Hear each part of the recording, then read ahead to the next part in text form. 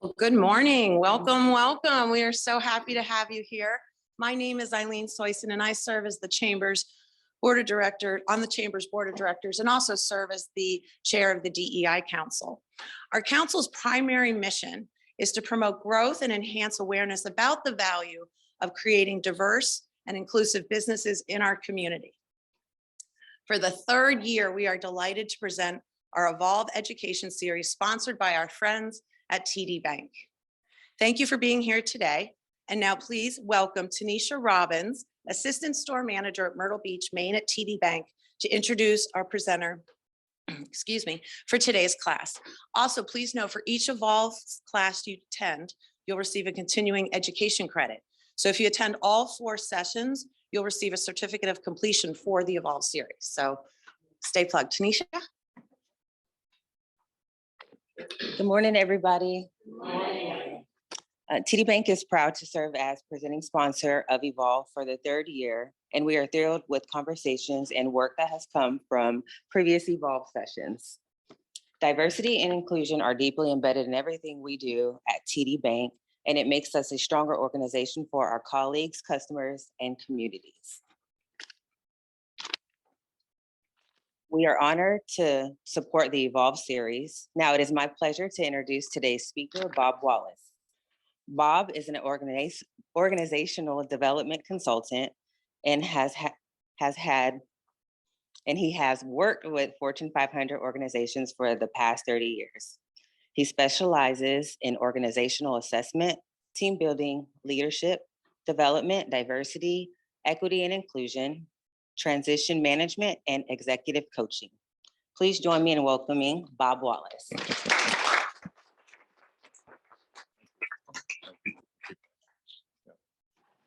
Thank you. Good morning, everyone. Good morning.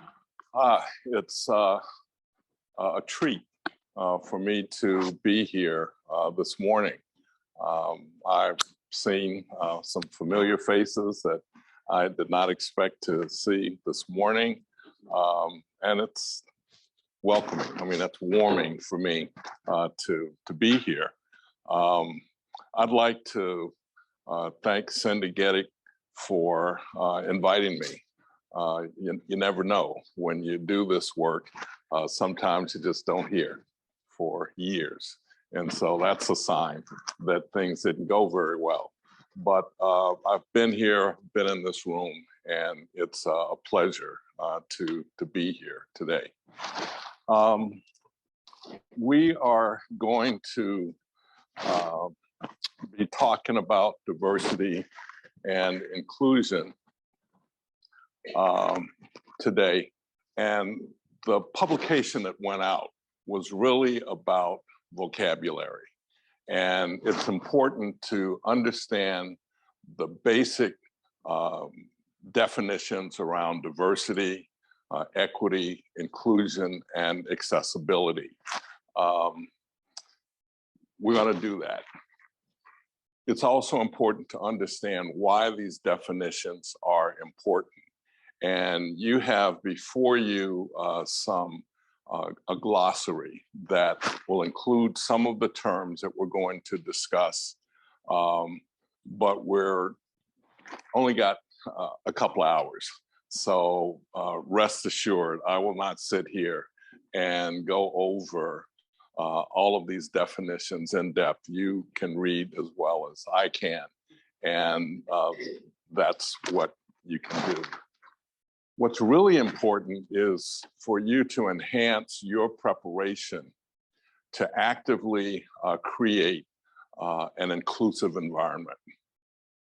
And so what does that mean? We're going to talk about that. And I think that language is important. So if you have a basic vocabulary, you'll find people that are willing to join you to do the work that you need to do.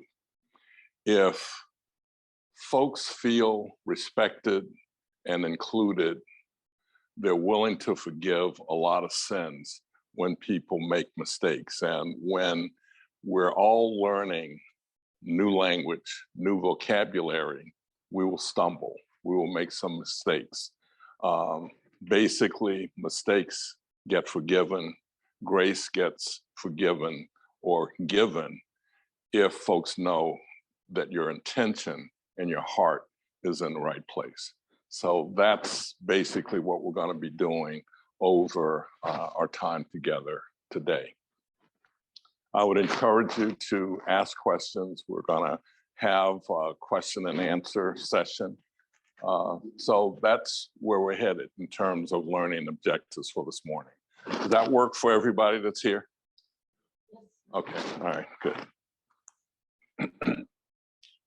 In terms of some terms that we're going to go over, accessibility is really important. I think of times when buildings and structures are created. Basically, walking down the street, there are curbs. And I have the ability to just sort of walk to an intersection, step off the curb, go across the street, and keep going. Well, if you think about accessibility, there are people that use wheelchairs to get around. And it's really, really helpful if in terms of accessibility, they have ramps to go down, cross the street, and get up on the other side without having to navigate a 6-inch curb. It's even more important for some folks that are visually impaired to have what I would call a rumble strip at that intersection. So you know that if it goes from smooth to rough and the pitch goes down, you know that something is about to change. So that's a notion of accessibility. Phones. Everybody's got cell phones today, and volume is not a problem. For those of you that didn't exist before cell phones occurred, there were phones that you would hold in your hand, and there were rotary dials. And so you would say hello, and whatever the volume was is what the volume was. Well, in terms of accessibility, somebody decided that maybe we need to be able to adjust the volume on the phone. So that's another notion of accessibility. Ally. Everyone needs allies in organization. Allies are important because they can make change where many of us cannot make change. Allies are often people who are in power. Allies are often people who are white and understand the structure and can make change if you need support. And oftentimes there are people outside of your social identity group. In the case of white women, allies often look like men, look like white men. In terms of people of color, allies often look like white people. So it's really going outside of your social identity group to align yourself with someone who understands the organization, has the power or the ability to make change. So that's the notion of an ally, someone who understands your situation and is willing to help you make change or to become more included in the organization. Okay. Bias. We are all have bias. I have bias. You have bias. If you don't, then I would invite you to look in the mirror to see who you're lying to. Okay. Whether we admit it or not is another story. That's another story. Bias exists because we are taught ways to interact with people. And we often get these messages before we're 10 years old. and we don't question them.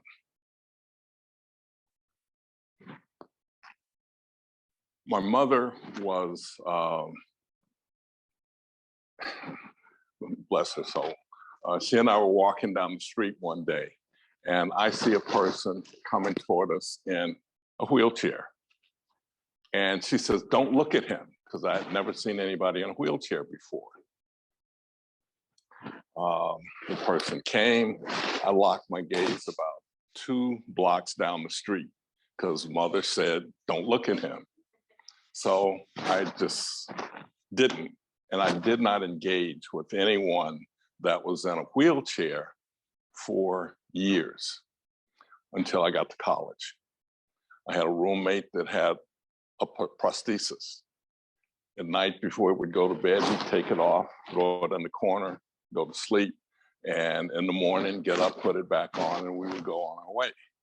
Well, being a roommate, we would have questions, and I would talk to him about how did it get to be that way, does it hurt, and all that sort of stuff. And so I learned, and that just sort of changed my bias toward people with disabilities. When I think back to when I was 10 years old, I did not have the language to say to my mother, "Have you ever considered your biases and the impact that that has on the people that you're around?" At 10 years old, that was just not in my mind. Basically, I'm talking what I know, Mama said, Bob did. It was as simple as that. So that's where a lot of our biases come from.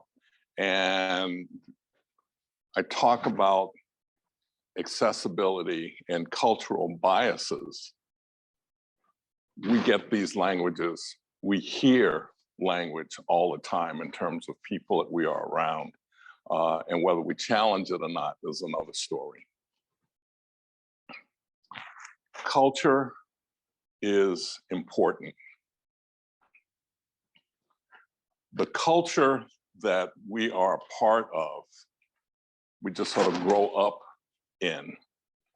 And it's like the air. We don't think about it, we just exist. And one day we are grown. That culture comes from our family members, people that we are in school with. It comes from people in the neighborhood. And so it's the food that we eat, it's the music that we listen to that defines our culture.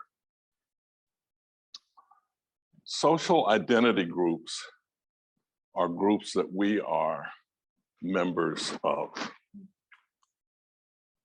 Oops. Let me back up a bit before I get to social identity groups. I want to talk a little bit about gender and gender identity. In terms of gender or biological sex, that basically represents what's been given to us and defined when we're born.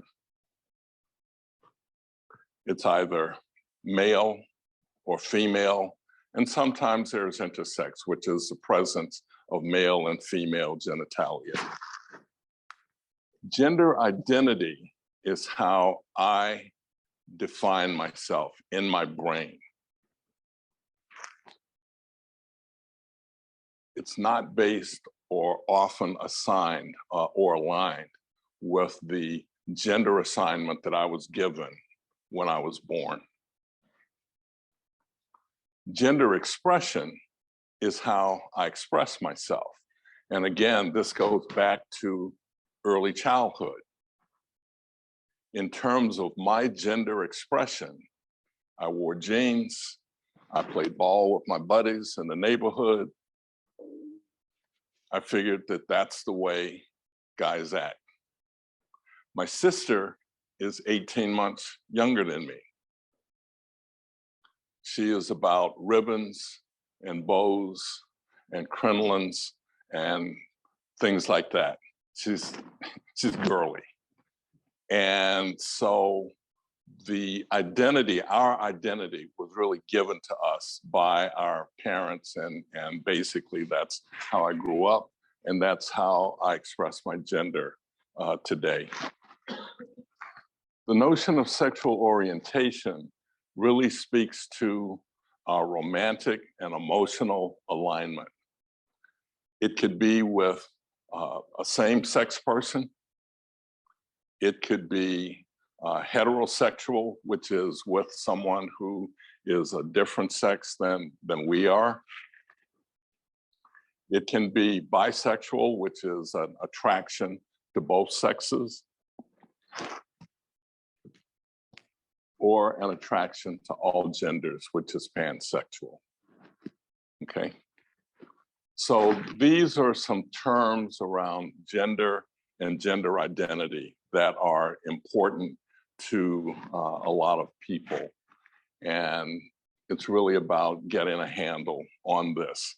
And I have found that it's important to engage with people when I am not clear about their sexual orientation or how they would express themselves in terms of gender. If I don't know, I'll ask. And oftentimes I would do it in a respectful manner. Can we have a cup of coffee and go have a conversation, because I don't know and I'm asking them to help me understand. It's not about me demanding in the front of a room to tell me, why do you dress the way you do, and why am I confused about the way you express yourself? So again, how we interact is important. How we engage with people is important.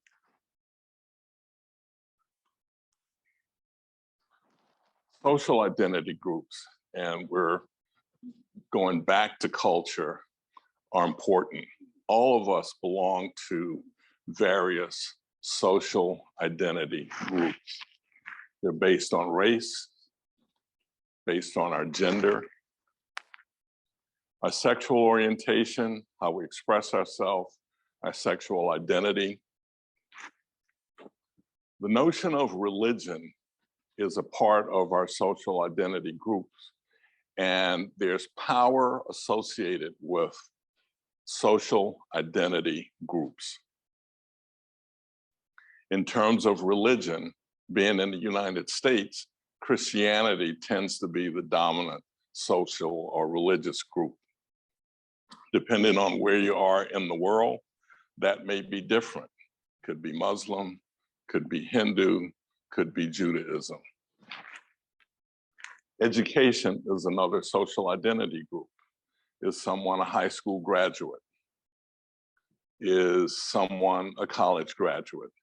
Did they not attend college? So education based on your level of education represents a group that you are a part of. Economic class. It certainly is about money that we earn, but I like to just sort of back up when I talk about economic classes and talk about locations and where people live. So everybody, think of a city. Everybody's got a city in mind, okay? Add a compass direction to that. North, east, south, west. If you add that, you're talking about economic class. Because often when you find a city and then it's east, whatever the city is, west, whatever the city is, there are economic classes associated with that. Does that make sense? Yeah, okay. Trauma survivors represent a social identity group. They're people that go over various traumas that are personal and important to them. whether people are cancer survivors, whether people are rape survivors, if there are special health challenges that have occurred in someone's life. That represents a social identity group of trauma survivors. Another one is whether people choose to be married or not, whether people choose to have kids or not. Again, a social identity group. And it's easy to understand where power is represented. I've been in a situation where a group of people of a similar age would get together and we'd start talking about grandkids. Just like that, without even thinking about it. And there are certain members of the group who do not have kids, let alone grandkids. And that is painful for them. Some people will respectfully find a way to say, hey, I'm not part of the group and I'm uncomfortable with this. And some just sort of pull away. I can see the expressions on their face and I recognize that. So I moderate my language as respectfully as I can when I think about that, recognizing what their challenges are. Let me just stop for a minute and see, are there any questions or comments on anything that we've gone through so far?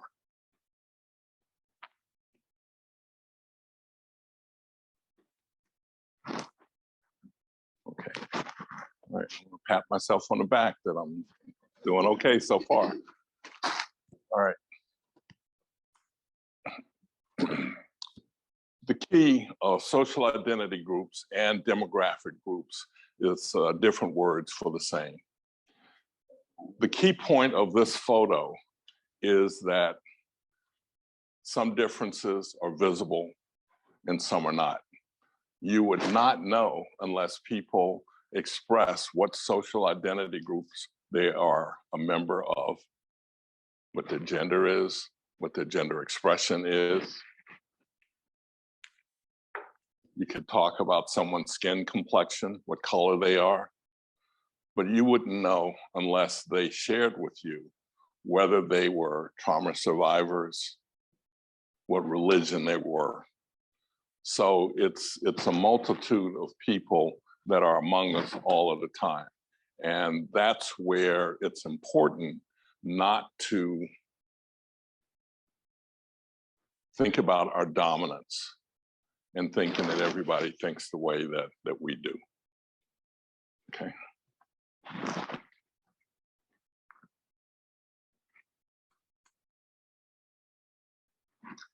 There is a term, equality and equity. The notion, and they're different. Equality is really about sharing the same resources for everyone equally. Equity is about giving people what they need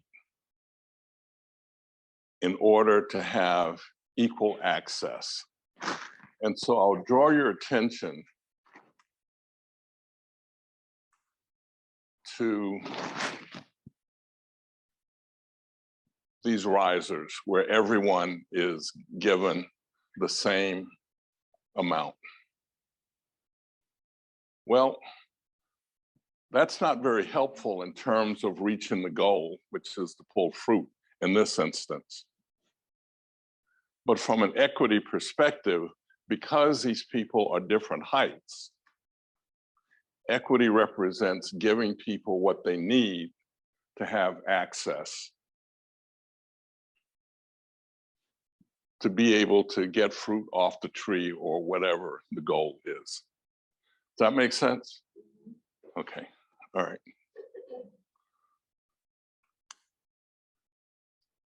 Before we get started, we're going to listen to a person that will talk about intersectionality.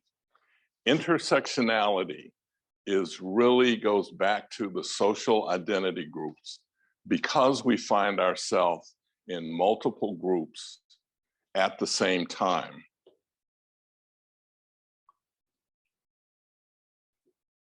we need to recognize how we are treated as well as how we treat others, and not be very monolithic about, I'll treat all women the same. I'll treat all people of color the same. I will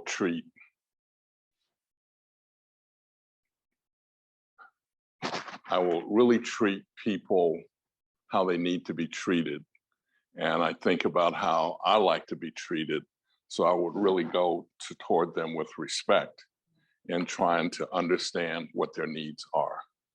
Okay, so give a listen to this, and then we'll move. I'm about to use my coffee to explain my intersections. If you're not familiar with intersectionality, it's a term coined by Kimberly Crenshaw to describe multiple suppressive intersecting identities that one may have. So for me, my identities are Black, woman, lesbian, Christian, scholar, athlete. But the first four are the ones that kind of mean the most and really shape how I see the world. Your intersections can be identities that shape how the world sees you and how you see it. Intersectionality is a tenet of critical race theory to help explain some experiences of people like myself or Black women. So to help me explain this further, I'm going to break down my coffee and how it explains my intersections. Before I was even born, you knew that I was going to be Black. You could look at my parents and tell this is going to be a Black human being. This right here is a piece of dark chocolate. Next, you had to wait to find out what my gender was going to be. That's when they knew I was going to be a woman. That represents the coffee, which is the body that I am in. Next, I believe that I was born attracted to the same sex. So you add in a little bit of sweetener. Get it? These two intersections are extremely important because I didn't ask for them, yet they shape my entire existence. Now, when you put these three together, you have a combination of three different highly marginalized identities. We know that as Black people, we have been suppressed, stereotyped, and dehumanized since the day of time. And Malcolm X said it best, the least protected human being is the Black woman. And this is why it's so important to protect Black women, because Black women experience that much more scrutiny when they walk through the world, because they not only face discrimination because they're a woman, but also because they're Black. And that's double marginalization. Now, when I add my sexuality on top of that, the problems really come into play when I add in my faith. And this right here represents Christianity. So like I said, I did not choose these first three intersections. They chose me, but I did choose my faith. And what's interesting about when I look back at my coffee is you can see that the foam is all the way here at the top, kind of suppressing the rest of the ingredients down below. And what happens is that's exactly what happened to me in my life. I allowed white Christianity to suppress the rest of my intersections and really shape the way that I saw the world. And if anybody's familiar with fancy coffee like this, it takes a minute for you to get all the goodness to come all the way through the foam. And that's exactly what it feels like to be me right now. It took a minute for me to be able to show up in front of this camera in my full authentic self, fully embracing every single intersection that I have. It's taken countless hours for me to be able to walk in my full self and have pride in who I am as a human being and not just one specific intersection. Intersectionality is a way to define social constructs, but I refuse to allow society to define how I live my life. And what I found after all that work is that I taste pretty good. It's almost like breathing. We don't work to breathe. Things are around us all of the time that influence us. Television. We see images and we seek to emulate those images on television. That's why representation is important for a lot of people. You can be what you can see. It's as simple as that. There are situations where we need to recognize social identity groups and the role that they play in the society that we live in. We're in a culture today where there are people that want to rewrite history or deny history. And how that gets represented is people will say slavery didn't occur, but it gets spent as, I don't want to deal with slavery because I'm here now and I didn't live 400 years ago. What gets missed is the legacy of slavery. And so when people are in denial about what happened and don't want to look at it, then that perpetuates the situation. And that gets talked about as people will say, well, wait a minute, let's not have certain books in the school system to teach and document and talk about slavery, because I don't want to talk about it. People feel uncomfortable talking about those things, but there is a legacy that is present because of those policies that were made. So I don't think anybody in the room is impacted, was present when slavery was present. But if you think about buying a house, and I'll just speak for myself because I don't want to out anybody here. I went to buy a house in a city, and I was directed toward a specific area. And essentially, it's a process called redlining. And basically, people draw a red line on a map and says, we'll have Black folks look at homes in this area only. That was mind-blowing to me and frustrating. And I was at a place where I wanted to punch a vice president of finance at a bank because he said, why do you want to live in a different area?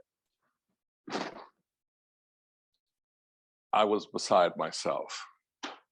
I had a pregnant wife who was coming to live, and I had a realtor that was about Cindy's size, looked like Cindy.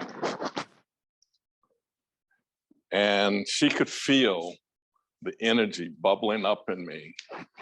And what she did, because we were sitting beside each other, was just rub the back of my hand. And that was enough to calm me down because I was boiling. And I was about to do something that meant I didn't get the loan, didn't have a place for my pregnant wife to live if I had the momentary satisfaction of punching a guy in the nose, because he infuriated me by asking me, why would you want to live in this neighborhood when I'm showing you homes over here? And the difference was the homes within the red line area were all on top of each other, very packed, very dense. And I wanted to live in a place that had grass and just some distance between me and my next door neighbors. Yes, there were white people predominantly in that neighborhood, but I didn't want to live in an area where I could hear somebody having a conversation through the wall. So you understand the difference. All of these things happen with social identity groups. We make decisions based on our group membership, and we're in multiple groups at the same time and have done for 30 some years, is to encourage people to have a conversation about their differences. It's easy for many of us to be in our group. And so we're over here having a conversation with our people about them. And basically we reinforce each other because we all look the same, similar education, similar values, So we're reinforcing each other. What's important, and I encourage people to talk to folks that you may not know, that you may be different from, to listen to them, to understand what is their perspective, what is their point of view, and then hopefully learn. So that's what I do. Yeah, that's what I do. And I encourage people to do that. Unfortunately, there are a lot of folks that just want to embrace their group only. And there's not a lot of learning that comes out of that. Not a lot of growth, not a lot of learning. There's a comfort zone that people live in. And life is good. I know what the rules are. I know I'm comfortable. So I'm gonna invite everyone to do an activity right now. Cross your arms. Okay? Cross them again with the other hand on top. What does that feel like? Okay. Did you lose any blood? Okay. Is your bank account any different? Okay. I encourage you to push into or lean into that discomfort that you're feeling right now, to really try to get outside of your comfort zone and to try to learn a little bit more from someone that may be a little bit different from you, because that feeling that you just had is what comes up when people in social identity groups come together. Okay, so does that work? Okay, any other questions, comments? Okay.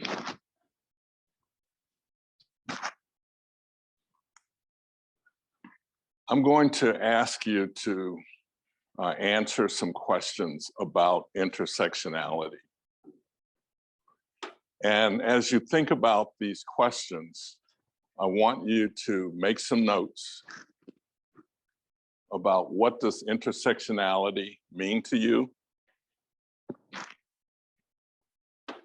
Which of your identities, your social identities, have been suppressed so that you can fit in to your workplace? You know what your social identities are. I may have listed some up here. There may be others that I did not, but you know what they are. How will you use intersectionality in your life, in your community, in the workplace?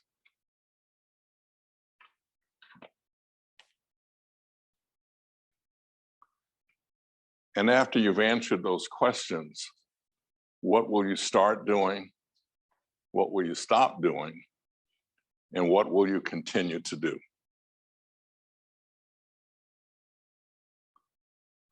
So if you would, take about 5 minutes to make some notes to yourself.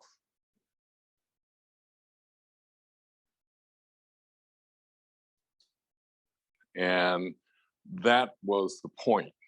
And I was intentional about having you in different groups, because people that tend to come to meetings like this tend to sit with folks that they know, coworkers and all of that.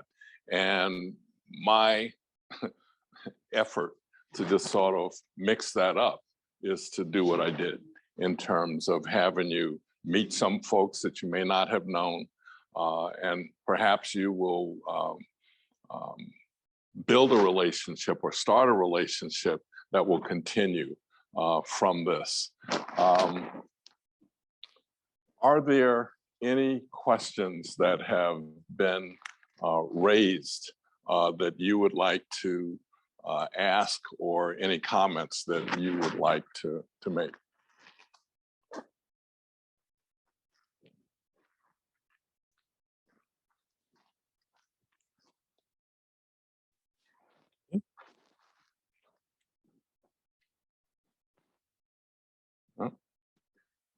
Okay, I'm just checking.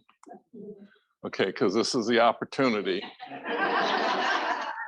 for all of those questions that were on the tip of your tongue or that you were concerned about. Yes. More of a comment thinking back to when we were talking about gender, and but also challenging when we think about gender. It's so binary, but we also have non-binary people who fall in the middle who may not identify as being male, may not identify as being female. What does that mean? And we were talking, there's a lot to understand, a lot to take in when it comes to that. The presentation may not, it may be non-binary. And what does it mean to be asexual as well? Not wanting the relationship or not having those feelings. And a lot of people say, oh, asexuality doesn't, but I met several people who identify as being asexual, but also a lot of can change. So if you talk about class, you move from one class to another. Many of people in the United States are in one class, but a paycheck away from being in another class, being homeless. And so thinking about how our identities can change, our location can change, and not always thinking about things in a binary, a spectrum of this and this, but not only this and all of them. Yeah, thank you for bringing that up. When you hear the term transgender, there are people that make decisions to change their dress or how they would express themselves or present themselves from what was assigned to them at birth. And that may include surgery or chemical processes, or it may not. And so it's important to recognize that. There are people who are non-binary. And I had to ask the question at one point in my life, what does that mean? People will say they're two-spirited. And I'm thinking, what does that mean? I asked the question, and they were willing to share with me what that meant in terms of being non-binary. That goes to pronouns. And oftentimes you will see people will use pronouns as part of their outgoing emails right after their name. It would be he or him. It could be she or her, and it could be they or them. And there are people that express themselves in that way in terms of the pronouns that they use. Sometimes people don't like to use pronouns, so they will say, use my name, simply because they are non-binary, and because of that nature, get frustrated with pronouns. So they say, just call me by my name. And again, it takes work to understand that. It takes some compassion, because there are folks that want to dominate. And so if I want to make Michelle the way I want her to be, then I will just basically beat her. Good luck with that. Understand. Understand. And I say that, but that's wrong, okay? In terms of trying to force someone to do what I want them to do, rather than building a relationship with them and figuring out what's the best way for us to have a relationship. It is about being inclusive in terms of recognizing people who they are, and also listening to their position or their perspective about what they have to say. There's decision-making that gets done in terms of, there's decision-making that gets done. So I'll just stop with that point. And listening to everyone that's at the table, whether you make a decision that they want or not. It's about listening to them and taking the input and making a decision. We all have bosses. We all have bosses. And I don't, well, no, let me slow down a bit. I like to be heard, but I also want to know that the boss heard my perspective and why I want to go in a certain direction. There are other opinions that are offered. And if I know that it's in the mix, that I was listened to, then whatever the boss decides, I am a team player and I'm going to support the decision, knowing that my input was heard, rather than, Bob, you can have a seat at the table. Okay, why don't you just sort of sit there and be quiet, and the white guys will make the decision, and we can report to the government that we had one of you in the room. So you get my drift. Okay, so it's important to really recognize everyone and listen to them if you really want to be inclusive in your organization, to listen to people rather than just sort of checking a box and saying that you got one, but really not making them part of the decision-making process. Does that makes sense? Okay, cool. Anybody else? Other questions, comments? No? All right, well, with that being said, I have enjoyed being with you today. You can send me an email to info@wallacesuccess.com. There's my phone number as well as my website. And you can get more information about my background and clients that I have served. So thank you for taking the time. I appreciate you being here. Okay.